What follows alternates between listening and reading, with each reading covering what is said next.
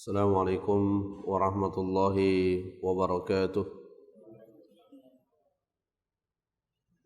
إن الحمد لله نحمده ونستعينه ونستغفره ونعوذ بالله من شرور أنفسنا ومن سيئات أعمالنا. من يهده الله فلا مضل له ومن يضلله فلا هادي له. أشهد أن لا إله إلا الله وحده لا شريك له وأشهد أن محمدا عبده ورسوله. اللهم صل على محمد وعلى آله وصحابته ومن صار على نهجه واهتدى بهديه واستنى بسنته إلى يوم القيامة. يا أيها الذين آمنوا اتقوا الله حق تقاته ولا تموتن إلا وأنتم مسلمون. اللهم علمنا بما ينفعنا وانفعنا بما علمتنا warzuqna ilman wa tuqan wa salahan ya rabbal alamin. Amma ba'd, ikhwani fid din, jamaah salat subuh rahimani wa rahimakumullah. Alhamdulillah, pada kesempatan ini kita kembali melanjutkan kajian kita dalam kitab Taisirul Karimir Rahman fi Tafsir Kalamil Mannan. Alhamdulillah, pada pertemuan yang sebelumnya kita telah menjelaskan beberapa firman Allah Subhanahu wa taala yang terdapat di dalam surah Al-Qalam. Dan di antara yang kita sampaikan pada pertemuan sebelumnya terkait dengan istidraj yang Allah peruntukkan bagi orang-orang yang mendustakan ayat-ayat Al-Qur'an. Dan yang dimaksud dengan istidraj yaitu Allah Subhanahu wa taala mengulur kepada pelaku-pelaku kejahatan di mana Allah tidak menyegerakan hukuman bagi mereka, bahkan sebaliknya Allah Subhanahu wa taala membukakan kepada mereka seluruh pintu-pintu kesenangan. Rezekinya melimpah, anak keturunannya banyak, namun hal itu semakin membuat mereka terjerumus dan terjerembab jauh di dalam perbuatan-perbuatan maksiat, sampai pada tingkat mereka merasa bahwa dia atau mereka dimuliakan oleh Allah Subhanahu wa taala dengan keluasan rezeki yang mereka dapatkan. Padahal hakikatnya itu adalah istidraj, dan Allah menyebutkan pada ayat ini min haitsu la ya'lamun.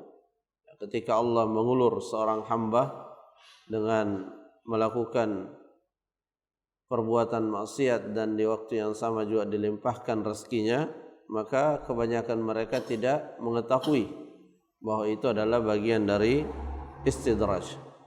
Dan ini merupakan bentuk rencana Allah Subhanahu wa taala atau tipu daya Allah kepada orang-orang yang berhak untuk mendapatkannya. Dan Allah telah mengatakan wa umli lahum inna kaidi matin, dan aku menangguhkan untuk mereka hukuman, sesungguhnya tipu dayaku dan rencanaku itu sangat kuat.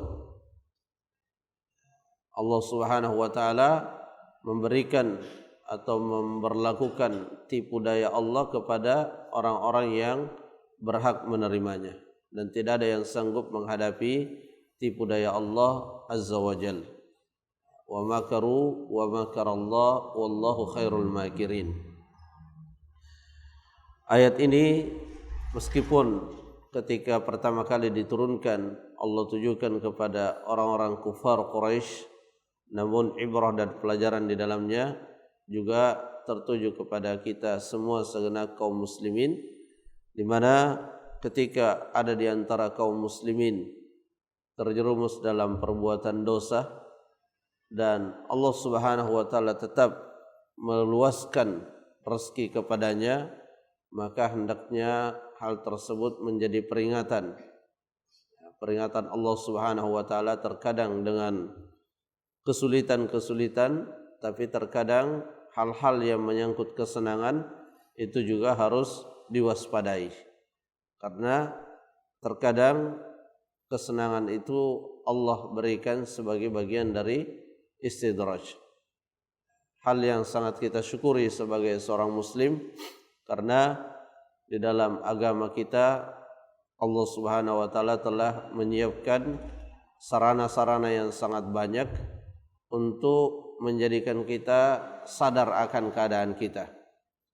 Allah Subhanahu wa taala telah menyiapkan banyak sarana yang melalui sarana tersebut kita bisa mengembalikan keimanan kita yang menurun disebabkan oleh perbuatan maksiat.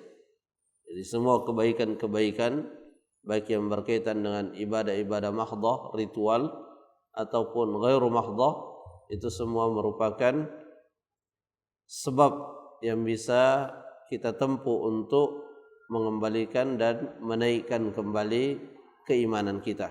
Ya, karena memang hal yang kita pahami bersama bahwa keimanan itu bertambah dan berkurang. Sebagaimana halnya juga semangat beramal itu bertambah dan berkurang. Jamaah rahimakumullah, kemudian pada ayat yang selanjutnya Allah Subhanahu wa taala berfirman, "Am tas'aluhum ajra fahum min maghramin muthqalun." Apakah engkau wahai Muhammad meminta kepada mereka upah sehingga mereka merasa berat dengan upah yang harus mereka bayarkan? Maksud daripada ayat ini sebagaimana dijelaskan oleh Syekh As-Sa'di rahimahullah, laisa linufurihim anka wa adami tasdiqihim lima ji'ta bih, tidaklah berlarinya mereka dari engkau, artinya mereka tidak mau menerima apa yang dibawa oleh Nabi Muhammad sallallahu alaihi wasallam, dan keengganan mereka untuk membenarkan apa yang dibawa oleh Nabi sallallahu alaihi wasallam, sababun yujibu lahum dzalik, sebab yang mengharuskan mereka, memaksa mereka untuk melakukan hal tersebut. Artinya tidak ada alasan sesungguhnya bagi mereka untuk menolak apalagi sampai menjauhi Nabi Muhammad sallallahu alaihi wasallam dan apa yang dibawa oleh beliau. Karena Nabi sallallahu alaihi wasallam ketika menyampaikan risalah ini, beliau tidak meminta kepada mereka ganjaran, sehingga tidak ada alasan bagi mereka untuk tidak mengikuti. Terkadang dalam kehidupan dunia kita ini, terkadang ada yang misalnya tidak bisa melanjutkan sekolah karena kendala biaya. Dia tidak bisa menimba ilmu karena terkendala oleh biaya. Nah, alasan seperti itu tidak ada pada orang-orang Quraisy dahulu, di mana mereka dengan leluasa bisa ikut serta di dalam majelis Rasulullah sallallahu alaihi wasallam, ikut serta mendengar ayat-ayat Al-Qur'an, hadis-hadis Nabi sallallahu alaihi wasallam tanpa diminta untuk membayar sejumlah uang. Sehingga tidak ada alasan, tidak tersisa bagi mereka alasan yang menyebabkan mereka tidak ingin atau tidak mendapatkan petunjuk dari Rasulullah sallallahu alaihi wasallam. Jadi murni keengganan mereka untuk mendengarkan petunjuk dari Rasulullah SAW adalah mu'anadah, karena pembangkangan mereka. Kemudian am indahumul ghaib fahum yaktubun, apakah mereka orang-orang kafir Quraisy itu memiliki pengetahuan-pengetahuan yang bersifat gaib, yang dari pengetahuan itu mereka menuliskannya. Maksudnya apakah mereka memiliki pengetahuan yang gaib tentang apa yang sedang mereka yakini berupa kesyirikan, yang menunjukkan bahwa keyakinan mereka itu adalah sesuatu yang benar, sehingga mereka tidak mengikuti apa yang dibawa oleh Nabi sallallahu alaihi wasallam disebabkan adanya perkara-perkara gaib yang mereka ketahui yang menunjukkan bahwa yang dibawa Nabi Muhammad itu batil dan yang mereka sedang jalani itu adalah sesuatu yang hak. Itu juga tidak ada dan tidak mungkin. Oleh sebab itu, ketika hal ini telah diketahui, Nabi Muhammad SAW telah diberikan oleh Allah Subhanahu wa taala informasi yang sangat berharga di mana mereka tidak punya alasan untuk tidak mengikuti ajaran Nabi Muhammad, namun di waktu yang sama mereka tetap tidak mau mengikuti ajaran Nabi Muhammad. Maka menghadapi hal yang seperti itu tidak ada cara yang terbaik selain as-sabr li adahum. Kata Syekh Sa'di, falam yabqa illa as-sabr li adahum. Jadi tidak ada lagi hal yang harus yang disedihkan oleh Nabi sallallahu alaihi wasallam. Karena semua usaha dan upaya telah dikeluarkan oleh Nabi sallallahu alaihi wasallam sampai tidak ada lagi penghalang bagi mereka untuk masuknya hidayah kepada mereka selain daripada tidak adanya niat dari mereka untuk mendapatkan hidayah tersebut. Sering kita ulang di majelis ini bahwa hal yang sangat penting bagi seseorang yang menghendaki berada di atas jalan yang benar, menjadikan kebenaran itu sebagai niat dan tujuan utama di setiap usaha dan ikhtiar yang mereka lakukan untuk mendapatkan kebenaran. Falam yabqa illa as-sabr li adahum. Sehingga tidak tersisa lagi bagi Nabi Muhammad selain tinggal bersabar saja. Karena semua sudah diusahakan, sehingga ketika mereka tidak mengikuti kebenaran, bahkan mereka melakukan upaya-upaya untuk menistakan kebenaran, maka langkah yang terbaik menghadapi mereka itu adalah as-sabr wat tahammul lima yasduru minhum dan bertahan dalam menghadapi hal-hal yang buruk dari mereka, wal istimraru ala da'watihim, dan terus mendakwai mereka. Jadi keadaan seseorang yang sangat buruk sekalipun itu tidak menghentikan usaha kita untuk mengajak mereka ke jalan Allah Azza wa Jalla. Memang terkadang porsi ajakan kita kepada mereka itu dikurangi, sebagaimana ketika Nabi sallallahu alaihi wasallam sedang mengajak pemuka-pemuka Quraisy, dan di saat yang sama ada Abdullah bin Ummi Maktum yang juga datang untuk minta diajarkan ajaran Islam, maka Allah Subhanahu wa taala memberikan arahan kepada nabinya untuk meninggalkan orang Quraisy itu dan fokus untuk mengajar Abdullah bin Ummi Maktum yang nyata-nyata sangat ingin mendapatkan kebenaran itu. Jadi ada kalanya seseorang yang mengajak ke jalan Allah itu berpaling dari beberapa orang ketika memang dilihat orang ini tidak menginginkan dan tidak menghendaki petunjuk, dan lebih memfokuskan kepada orang-orang yang memang butuh dan mencari petunjuk tersebut. Tapi tidak berarti bahwa dihentikan secara total, tidak mengajak lagi mereka kepada kebenaran, tetap diajak. Karena hidayah dan petunjuk itu adalah milik Allah, dan kita tidak tahu kapan Allah memberikan kepada seseorang. Yang menjadi harapan kita adalah bagaimana supaya seseorang mendapatkan petunjuk dengan sebab ajakan dari kita. Karena ketika ada satu orang yang dapat petunjuk disebabkan oleh ajakan kita, Allah memberikan petunjuk kepada seseorang disebabkan oleh ajakan kita, maka itu adalah keberuntungan yang sangat luar biasa. Kenapa? Karena orang yang mengajak tersebut akan mendapatkan pahala dari arah yang sangat banyak. Jadi ketika misalnya si A mengajak si B untuk melaksanakan sholat secara berjamaah, dan disebabkan oleh ajakannya tersebut si B akhirnya melaksanakan sholat 5 waktu secara berjamaah, maka setiap kali si B melaksanakan sholat 5 waktu secara berjamaah, si A mendapatkan pahala seperti yang didapatkan oleh si B tanpa berkurang sedikit pun pahala yang didapatkan oleh si B. Dan ketika si B mengajak juga orang lain, maka si A kembali mendapatkan bahagian pahala.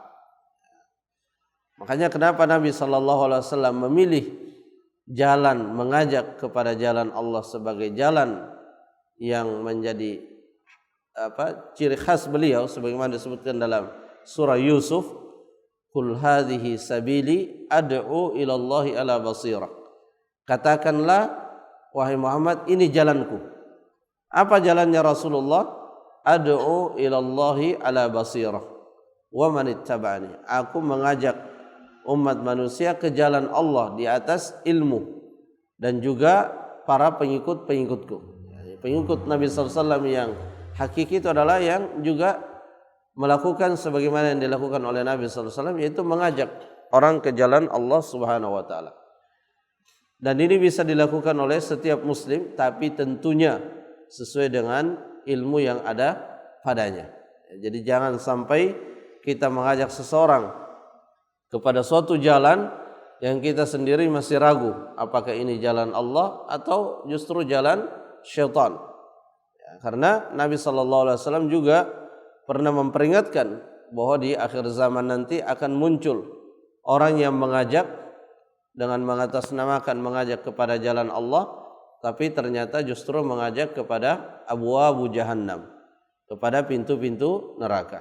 Nah, disinilah kita butuh untuk terus menambah ilmu kita tentang agama, supaya kita memiliki modal untuk mengajak orang lain ke jalan Allah Subhanahu wa taala. Itulah salah satu niat yang menjadikan kita ikhlas di dalam kita menuntut ilmu agama, yaitu kita niatkan untuk mencari modal agar kita bisa mengajak orang lain.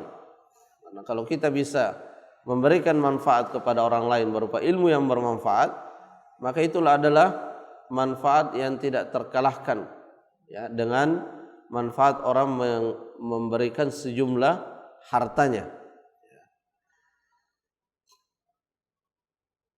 Kemudian ayat yang berikutnya, fasbir li hukmi rabbik. Bersabarlah wahai Muhammad li hukmi rabbik, terhadap hukum Tuhanmu.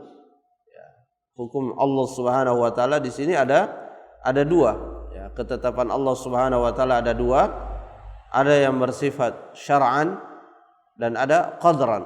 Ya, syar'an itu adalah hukum-hukum Allah yang ada di dalam syariatnya, perintah-perintah dan larangannya. Ini membutuhkan kesabaran di dalam melaksanakannya. Ya, semua perintah-perintah Allah, demikian pula larangan-larangannya, itu hanya bisa terwujud dengan kesabaran. Dan Allah menyebutkan dua kunci yang harus kita sabar di dalamnya sebagai kunci untuk kita termudahkan dalam melakukan hal-hal yang lain, yaitu sabar dan salat. Wasta'inu bis-sabri was-salah. Mintalah pertolongan kepada Allah melalui wasilah sabar dan salat. Kenapa sabar didahulukan daripada salat? Ya, dijelaskan oleh Syekh Al-Utsaimin rahimahullah. Kata beliau bahwa tidak mungkin ya seseorang bisa istiqomah dalam melaksanakan salat kecuali pada dirinya ada kesabaran. Jadi intinya Nabi Muhammad SAW diperintahkan, dan perintah ini tertuju kepada kita semua untuk bersabar dalam hukum Allah yang bersifat syariat, syar'i, ya, perintah-perintah Allah, ajaran-ajaran dalam agama. Itu kita harus bersabar di dalamnya, baik yang berkaitan dengan sesuatu yang harus kita laksanakan, itu membutuhkan kesabaran, ya, dan hal yang harus kita jauhi juga membutuhkan kesabaran, ya, karena manusia itu memiliki hawa nafsu, dan di luar diri manusia itu ada setan, dan keduanya, hawa nafsu dan setan, itu selalu menempatkan pada posisi yang bertolak belakang dengan ajaran agama, sehingga di sini membutuhkan kesabaran. Dan itu bisa kita rasakan dalam setiap perintah-perintah, terutama perintah yang baru pertama kali kita berusaha melakukannya, atau larangan-larangan, ya, terutama larangan yang kita baru berusaha untuk meninggalkannya. Ya, di sana sangat terasa betapa butuhnya yang namanya kesabaran. Kemudian hukum Allah yang kedua adalah hukum qadran, ya, hukum yang bersifat kauniyah, ya, sunnatullah al-kauniyah. Ya, seperti Allah Subhanahu wa taala terkadang menguji seorang hamba dengan kesulitan-kesulitan, maka itu juga membutuhkan kesabaran.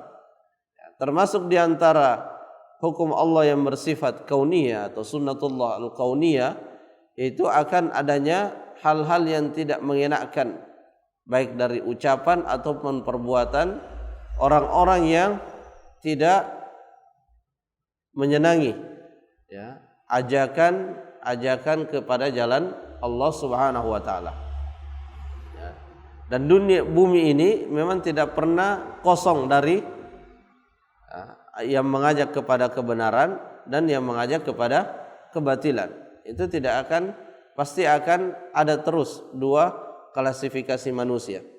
Ada yang mengajak kepada kebenaran dan ada yang mengajak kepada kebatilan. Dan Allah mengulang-ulang di dalam Al-Quran bahwa orang yang menempatkan dirinya pada posisi mengajak kepada kebenaran agar bersabar terhadap hal-hal yang menyakitkan yang keluar dari orang-orang yang mengajak kepada kebatilan, baik dari ucapan mereka ataupun dari perbuatan-perbuatan mereka. Dan mereka akan bisa ditaklukkan dengan kesabaran itu, dan itu telah dibuktikan oleh Rasulullah sallallahu alaihi wasallam. Sejarah Nabi sallallahu alaihi wasallam ini penting untuk selalu kita cermati secara detail, karena apa yang terjadi pada perjalanan hidup Nabi sallallahu alaihi wasallam itulah, ya, terjemahan nyata daripada apa yang ada di dalam Al-Qur'an, ya, dan sunnah beliau. Ya, sehingga mempelajari sunnah beliau, dan itulah sarana terbaik untuk kita mempelajari sejarah beliau. Ya, mempelajari sunnah beliau, ya, itulah rujukan terbaik dalam mempelajari sejarah beliau. Ya, jadi sejarah yang dimaksudkan itu tidak sebatas menghafal kejadian dan tanggal terjadinya, ya, tapi sikap-sikap Nabi sallallahu alaihi wasallam, ya, bagaimana Nabi sallallahu alaihi wasallam berinteraksi dengan aneka ragam manusia. Ya, di sana ada sejarah dan di sana ada ibrah dan pelajaran. Fasbir li hukmi rabbik, ya, sabarlah terhadap hukum Tuhanmu, baik hukum syariahnya ataupun hukum kauniyahnya. Wala takun kasahibil hud, dan janganlah engkau Muhammad seperti sahibil hud, ya, orang yang ditelan ikan, yaitu Nabi Yunus bin Matta alaihi salatu wassalam. Ya, jangan menyerupai Yunus. Kenapa? Wala takun kasahibil hud id nada wa huwa maghdhum. Ya. Karena Nabi Yunus seperti yang kita baca dalam cerita yang tertulis di dalam Al-Qur'an, ya, di mana beliau, ya, berdakwah kepada kaumnya, namun pada akhirnya Nabi Yunus kecewa dengan kaumnya karena berulang kali berdakwah, kaumnya tidak memenuhi seruan beliau, sehingga beliau meninggalkan kaumnya. Nabi SAW dilarang, jangan seperti itu. Ya, jangan tinggalkan kaummu ketika diajak, ya tetap diajak. Karena hidayah itu adalah milik Allah Subhanahu wa taala. Terkadang seseorang dari ajakan pertama belum ikut, dari ajakan kedua, ya, bahkan terkadang umurnya bertambah, itu belum ikut, dan baru ikut di akhir-akhir hayatnya. Dan betapa banyak orang yang mendapatkan petunjuk itu bukan di masa mudanya, tapi di akhir-akhir hayatnya. Sehingga ajakan itu tidak kita hentikan. Selama dalam diri seseorang itu terdapat keimanan, maka keimanan itu adalah bibit dan modal yang akan mendatangkan kebaikan yang lainnya. Dalam Al-Quran Allah mengatakan, fadzakir fa inna dzikra tanfa'ul mu'minin. Ya, berikanlah peringatan, karena peringatan itu memberikan manfaat kepada orang-orang yang beriman. Ya, dan manfaat minimal yang didapatkan oleh orang yang memberikan peringatan, meskipun yang diberi peringatan itu tidak meresponnya dengan baik, di mana orang yang memberi peringatan itu telah lepas dari tanggung jawabnya. Karena orang yang memiliki ilmu untuk dia ingatkan ilmu itu kepada orang lain, tapi tidak menggunakan ilmunya untuk mengingatkan kepada orang lain, maka kelak di akhirat akan dituntut. Makanya ketika ada seorang nabi ditanya oleh kaumnya, kenapa engkau masih memberikan peringatan kepada orang yang sudah akan diazab oleh Allah? Lima ta'iduna qauman Allahu muhlikuhum. Qalu ma'dziratan ila rabbikum. Ini adalah bentuk uzur saya di hadapan Tuhan kalian, bahwa saya sudah menyampaikan apa yang semestinya saya sampaikan. Ya, dan akhirnya Nabi Yunus ditelan oleh ikan. Ya, berada di dalam perut ikan. Idnada wa huwa maghdhum. Ya, ketika dia memanggil Allah Subhanahu wa taala di dalam perut ikan dalam keadaan dipenuhi dengan kesedihan. Ya, dalam ucapannya yang sangat masyhur dan di bagian dari ayat Al-Qur'an, la ilaha illa ant subhanaka inni kuntu minadh zalimin. Ya, ini adalah doa dari Nabi Yunus yang dengan asbab doa tersebut Allah Subhanahu wa taala mengeluarkannya dari kesulitan. Ya, jadi ketika kita berdoa itu tidak harus selalu dengan lafaz permintaan. Ya, ketika kita memuji Allah, ya, ketika kita mensucikan Allah, maka itu adalah doa. Ya, kayak misalnya doa ketika sujud itu tasbih, ya. Doa ketika ruku itu adalah tasbih. Kalau berdoa kepada Allah Subhanahu wa taala, bahkan di antara adab dalam berdoa itu diawali dengan doa berupa pujian-pujian sebelum masuk kepada permintaan. Dan Nabi Yunus di sini dengan bertasbih Allah Subhanahu wa taala mengeluarkannya dari kesulitan, berupa berada di dalam perut ikan. Idnada wa huwa maghdum. Laula an tadarakahu ni'matun min rabbih lanubidha bil ara'i wa huwa madmum. Sekiranya Nabi Yunus itu tidak didapati oleh nikmat dari Tuhannya, lanubidha bil ara'i wa huwa madmum, maka dia akan dilemparkan, ya, setelah dari dalam perut ikan dia akan dilemparkan di tempat yang tandus yang tidak ada pepohonan, wa huwa madmum, dan dia dalam keadaan tercelah. Tapi Allah memberikan kepadanya nikmat, ya, di mana kesalahannya ketika meninggalkan kaumnya itu tidak menjadi sebab ia dihinakan oleh Allah Subhanahu wa taala. Kenapa? Karena dia bertasbih. Karena dia menyadari kesalahannya. Dalam ayat tadi dia mengatakan inni kuntu minadh zalimin. Aku termasuk orang yang zalim.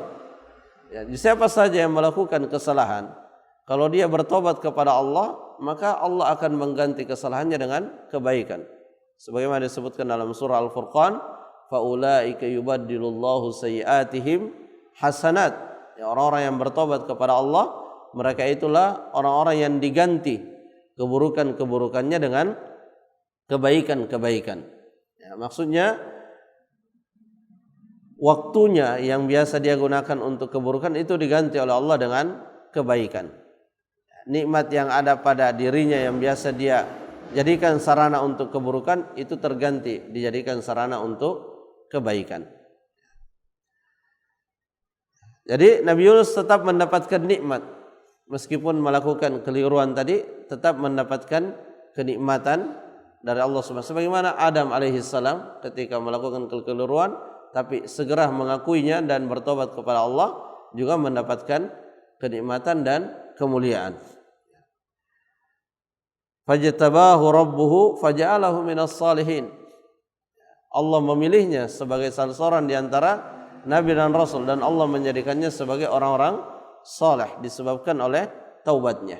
Ini lagi-lagi merupakan motivasi, ya, bahwa taubat itu adalah salah satu jalan bagi manusia untuk mendapatkan kemuliaannya yang sempat menjauh darinya disebabkan kemaksiatan yang dilakukannya. Faj'alahu minas salihin.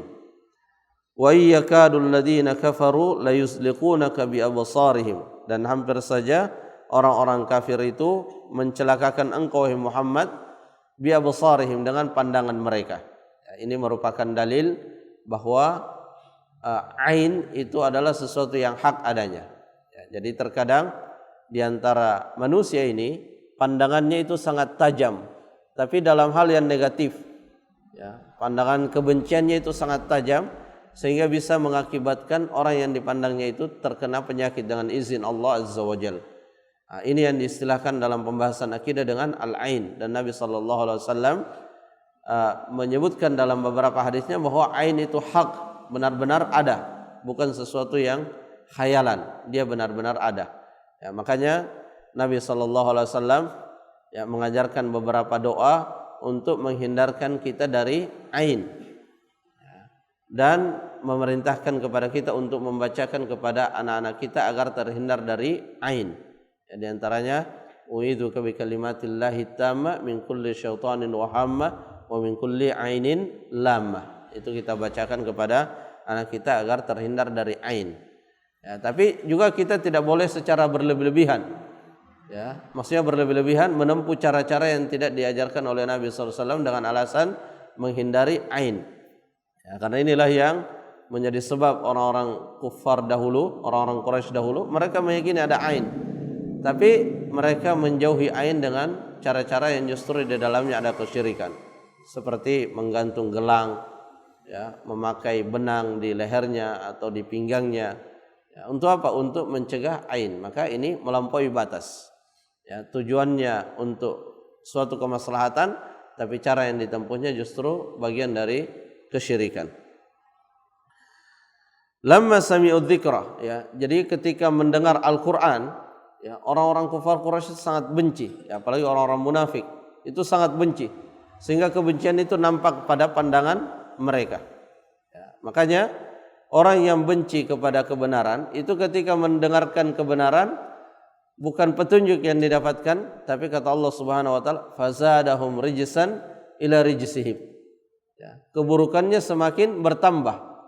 Ya, disebabkan dia mendengarkan kebenaran itu. Jadi bukan mendapatkan kebenaran, tapi semakin bertambah, dan itu hukuman yang Allah berikan kepadanya.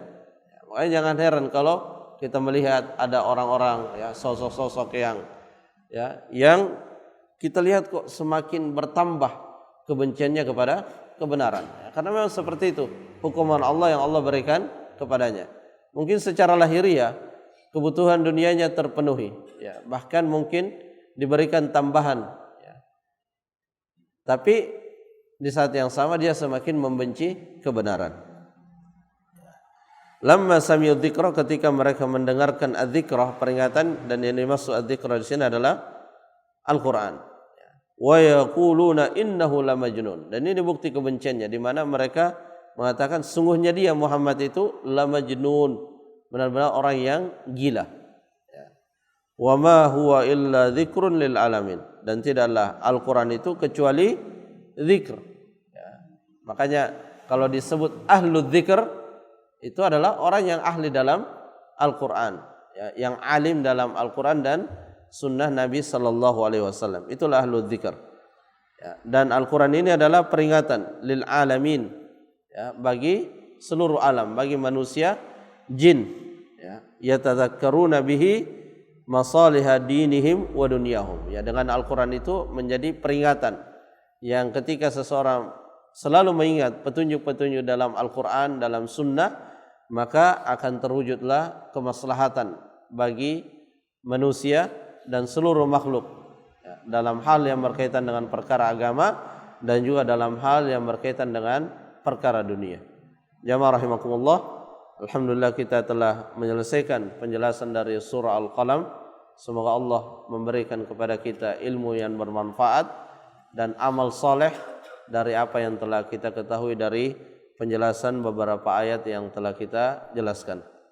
Wallahu taala a'lam bissawab. Subhanakallahumma rabbana wa bihamdik asyhadu an la ilaha illa ant astaghfiruka wa atubu ilaik. Assalamualaikum warahmatullahi wabarakatuh.